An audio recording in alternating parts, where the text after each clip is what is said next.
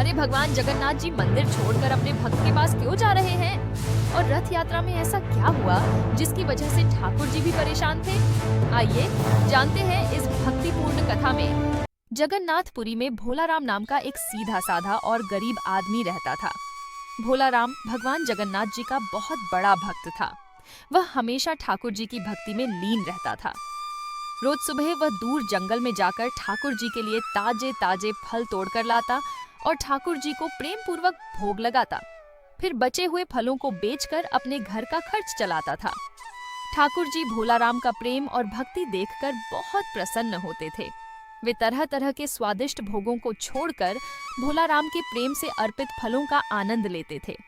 एक दिन जब भोलाराम फल लेकर ठाकुर जी के मंदिर में भोग लगाने गया, तभी मंदिर में घोषणा हुई कि अगले दिन भगवान जगन्नाथ जी की भव्य रथ यात्रा निकाली जाएगी। जैसे ही भोलाराम ने रथ यात्रा के बारे में सुना, वह खुशी से झूम उठा। पूरे रास्ते वह नाचते गाते जय जगन्नाथ का जय घोष करता हुआ घर पहुंचा। रात भर वह रथ यात्रा के बारे में ही सोचता रहा और फिर खुशी खुशी सो गया। अगली सुबह भोलाराम जल्दी जागा। वह अच्छे से तैयार हुआ और रथ यात्रा में शामिल होने के लिए घर से निकल पड़ा। मंदिर पहुंचते ही वह यात्रा में शामिल हो गया और रथ यात्रा में सबसे आगे नाचने लगा। ठाकुर जी भी रथ पर विराजमान होकर भोलाराम को आगे आगे नाचते हुए देख रहे थे। अपने भक्त का प्रेम देखकर वे अत्यंत प्रसन्न हो रहे थे। रथ यात्रा पूरे जगन्नाथपुरी नगर में निकाली गई।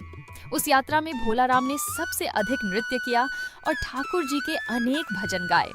उसने पूरे उत्साह और आनंद के साथ रथ यात्रा का आनंद लिया। जब रथ यात्रा समाप्त हुई, तब वह अपने घर लौट आया, लेकिन वह इतना अधिक नाचा था कि उसके हाथ पैर दर्द करने लगे। उसे हल्का बुखार भी हो गया।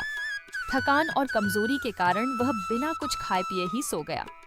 अगले दिन जब भोलाराम फल लेकर मंदिर नहीं पहुंचा, तो ठाकुर जी को चिंता होने लगी। उन्होंने उस दिन भोग भी ग्रहण नहीं किया, क्योंकि वे रोज भोलाराम के प्रेम से लाए हुए फलों की प्रतीक्षा करते थे। जब भोलाराम नहीं आया, तो ठाकुर जी चुपके से मंदिर से निकले और स्वयं भोलाराम के घर पहुंच गए और द्वार पर खड़े होकर उन्होंने पुकारा, भोलाराम, अरे ओ भोलाराम। लेकिन अंदर से कोई उत्तर नहीं आया। तब ठाकुर जी स्वयं घर के अंदर गए और उन्होंने देखा कि भोलाराम गहरी नींद में सो रहा है। वे उसके पास गए और उसके सिर पर हाथ रखा। सिर आग की तरह तप रहा था। ठाकुर जी तुरंत समझ गए कि रथ यात्रा में अत्यधिक नाचने के कारण उसे तेज बुखार हो गया है। तब ठाकुर जी अपने प्रिय भक्त की सेवा करने लगे। कुछ समय बाद भोलाराम की आंखें खुली। जैसे ही उसने देखा कि स्वयं प्रभु जगन्नाथ जी उसके घर आए हुए हैं, वह तुरंत उठकर उनके चरणों में गिर पड़ा। ठाकुर जी मुस्कुराकर बोले, भोलाराम, तुमने रथ यात्रा में इतना अधिक क्यों नाचा कि तुम्हें बुखार ही आ गया। तुम्हारी वजह से आज मैं भोग भी नहीं पा सका, क्योंकि मैं रोज तुम्हारे मीठे मीठे फलों की प्रतीक्षा करता हूँ। लेकिन आज सुबह से कुछ नहीं खाया, अब तो कुछ खिला दो। यह सुनकर भोलाराम की आंखें भर आईं। उसने प्रेम पूर्वक ठाकुर जी को ताजे और स्वादिष्ट फल खिलाए। ठाकुर जी ने भी बड़े आनंद से पेट भरकर फल ग्रहण किए और उन्हें बहुत मजा आया। इसके बाद भोलाराम ने भी फल खाए और हाथ जोड़कर भाव विभोर होकर बोला,